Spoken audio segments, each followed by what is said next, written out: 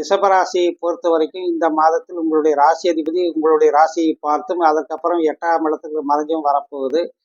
உங்களுக்கு ரிஷபராசியை பொறுத்த வரைக்கும் இந்த மாதம் ஒரு ஒரு சுமாரான பரவாயில்லைங்கிற ஒரு மாதமாக இருக்கும்னு சொல்லலாம். ஆனால் அதே சமயத்தில் 2ஆம் இடத்தில் குரு பிரமாதமான குரு உங்களுடைய ராசிக்கு 2ஆம் இடத்தில் டிசம்பர் 5ஆம் தேதி வாக்கில் பயிற்சியாகி மிதுன ராசிக்கு வந்து விடுகிறார். எனவே உங்களுக்கு பணவரவை தரக்கூடிய பணவரஸ்தானத்தில் குரு பயிற்சியாகி வந்த பிறகு 6, 8, 10 இந்த இடங்களை பார்ப்பார். அதன் காரணமாக பணவரவு சிறப்பாகவே இருக்கும். இதன் காரணமாக பூர்வீக சொத்துக்கள் அல்லது உயிர் சொத்து டாக்குமெண்ட்ஸ் போன்றவை உங்களுக்கு கிடைக்கும்.